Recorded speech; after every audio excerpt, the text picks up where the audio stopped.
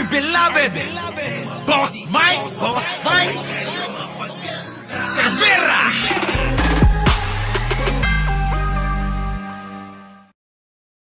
Hindi maitatanggi na isa sa mga malalaking problema ng Pilipinas ang droga at krimen. Ngunit hindi pagpatay ang solusyon. Hindi natin maitutuwid ang pagkakamali sa pamamagitan ng isa pang pagkakamali. Sa ilalim ng pamumuno ni Duterte, libo-libong tao ang nasawi sa ilalim ng kampanya laban sa droga. Kabilang na ang mga inosenteng sibilyan at mga kabataang walang kamuwang-muwang. Marami rin ang mga kaso ng extrajudicial killings o mga pagpatay na hindi dumaan sa tamang proseso. People, wag ako, it's gonna be bloody. Ngunit sa laban niya sa droga, isang droga, ano na? Nagsimba na ba kayo? Magandang umaga, magandang hapon at magandang gabi sa mandako ng mundo. Naroon kayo, syempre, magandang buhay na rin para sa ating lahat. Sisimba kaya si Digong? Sino kaya makakasagot sa inyo? Opo, shoutout po sa inyo lahat. Ayan na nga, umpisa na natin mga kababayan. Napaisip ako dyan sa simba-simba na yan. Habang nandoon ako sa simbahan. Kasi si Digong lahat minura na Bakit si Satanas hindi niya minumura?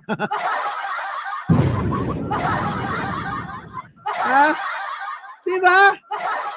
Bakit kaya si Satanas hindi niya minumura? Napaisip talaga ako ng malalim habang nagdadasal ako. Sabi ko, anak ng pati na. Pagtingin ko doon sa krus, di ba? Tapos merong nakapako doon sa krus. Lord, gumagalong-galong ako. Lord, teka muna. Sabi ko, Lord, minura ka ni Digong Pero, wala akong maalala na minura niya si Satanas. Santo Papa, di ba? Mga presidente, mga congressman, senador, lahat na minura na. Pero nagtataka talaga ako. Bakit kaya? Masasagot nyo ba? Bakit si Satanas hindi niya minumura? Lastik na buhay talaga to. Eto na. Panoorin natin to. Maganda to game. Shoutout po sa inyo lahat. Opo, sa naabot pala ng aking mata. Bago tayo mag-umpisa, huwag niyong kakalimutan na mag-like naman.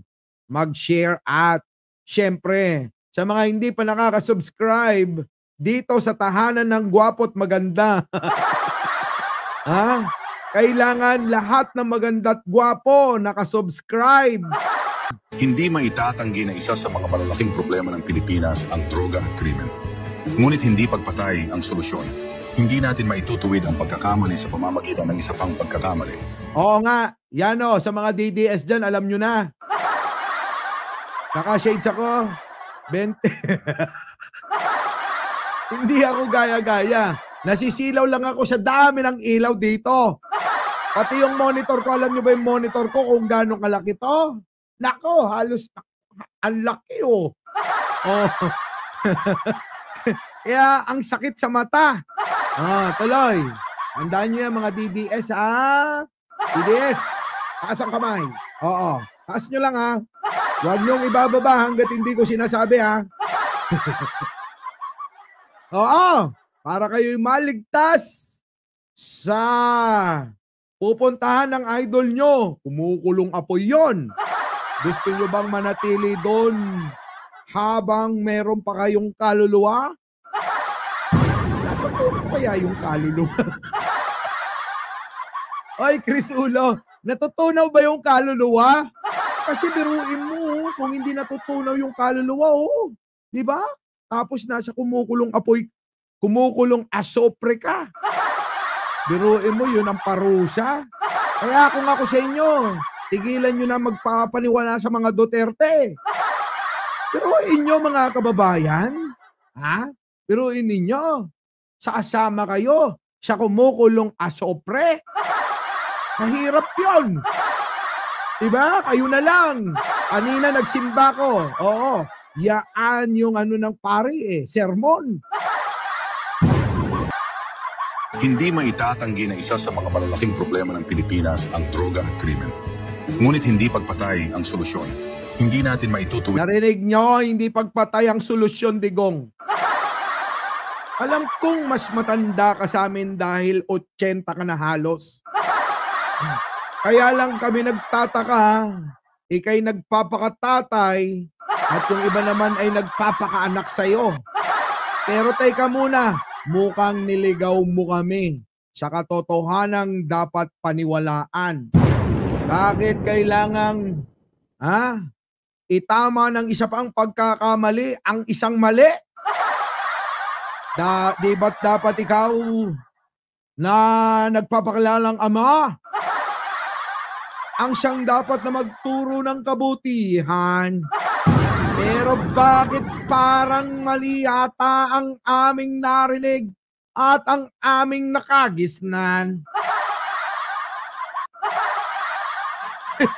Diba? Maling-mali ang pagpatay ng kapwa. Sabi nga, sa 10 utos, huwag kang papatay. Pero bakit ganon? Maraming mga nagdurusa na mga pamilya. Maraming naulila na mga asawa. Maraming naulila na magulang. Maraming naulila na kapatid. Di ba? Alam nyo na, yung tatay nyo, binudol lang kayo. Wala, tuloy. Ang pagkakamali sa pamamagitan ng isa pang pagkakamali. Ayan, narinig nyo yan. Isa pa. Ngunit hindi pagpatay ang solusyon. Hindi natin maitutuwid ang pagkakamali sa pamamagitan ng isa pang pagkakamali. Sa ilalim ng pamumuno ni Duterte, libo-libong tao ang nasawi sa ilalim ng kampanya laban sa droga. Nako, libo. Oo, Idel Toto, Skynard, Agila. Sobrang dami, Jeffria. Napakarami talagang mga nawalan ng buhay. Oo. Tapos itong nakapula na to. Oo. Ito yung tatay nyo. Tatay nyo na niloloko lang kayo. Bakit kanyo? Tignan nyo. Pero tatapusin ko man itong video. Okay? Tutuwid ang pagkakamali sa pamamagitan ng isa pang pagkakamali. Sa ilalim ng pamumuno ni Duterte, libo-libong tao ang nasawi sa ilalim ng kampanya laban sa droga. Kabilang na ang mga inosenteng sibilyan at mga kabataang walang kamuwang-muwang. Digong, alam mo ba yun? Nararamdaman mo ba ang pakiramdam ng mga sibilyan na wala namang kamuwang-muwang? Maging mga bata na inyong dinamay sa inyong mga katarantaduhan? Ano? Marami rin ang mga kaso ng extrajudicial killings o mga pagpatay na hindi dumaan sa tamang proseso. Kita mo, Digong? Marami daw namatay na hindi dumaan sa tamang proseso. Oo. Bakit? Bakit gano'n ang ginawa mo? Digong, magpaliwanag ka. Balita ko, si Michael Yang meron ng ebidensyang magpapatunay na may relasyon kayo. Ano ba talaga ugnayan yung dalawa? Ako, nagtataka. Kasi si Kibuloy na best friend mo, walang asawa. Pero nababalita, iba't ibang babae kinakala. Ang tanong ko, ikaw ba'y pwede rin siya lalaki o ikay bakla? Nako, Boss Mike, huwag ka magbibiro ng ganyan. Kasi, yung pagbibiro mo ng ganyan, tignan mo to, Kaya huwag kayo magbibiro.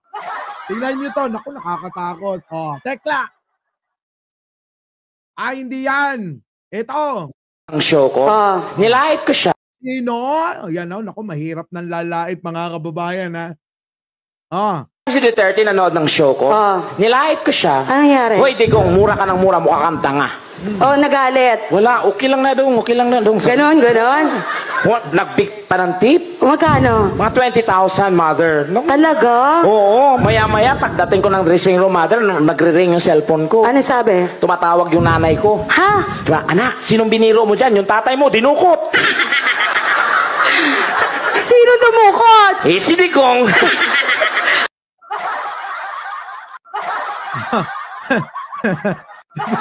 Ito si Tekla eh.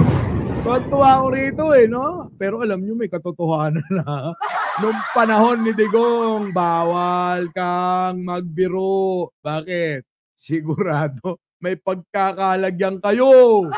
Diba? Oh, eto na. Eto na, mga kababayan, ha? Nasaan na yun? Oh, pasok na, Digong. Langya ka. Senting sibilyan at mga kabataang walang kamuwang-muwang. Marami rin ang mga kaso ng extrajudicial killings o mga pagpatay na hindi dumaan sa tamang proseso. I'm telling the Filipino people, wag ako. Yabang mo, Digong. Pag nakita ko yung mukha mo, tanda mo, Digong, pag nakita ko yung mukha mo, ipifacial ko.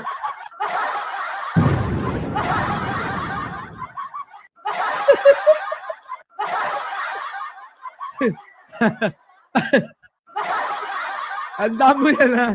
Pag nakita ko talaga yung mukha mo, ipifacial ko. Oh, tuloy. Ngunit sa laban niya sa droga, wala ni isang drug lord o big-time drug addict ang napatay. Tila mahihirap na walang laban lang ang kanyang pinatay. Oo nga, oo. Tila ba yung mga walang laban lang ang mga pinatay mo, Digong?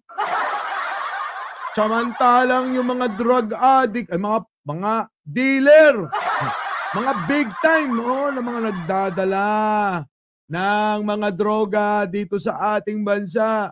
Wala kaming nakita kahit isa. Our beloved Boss Mike Severa.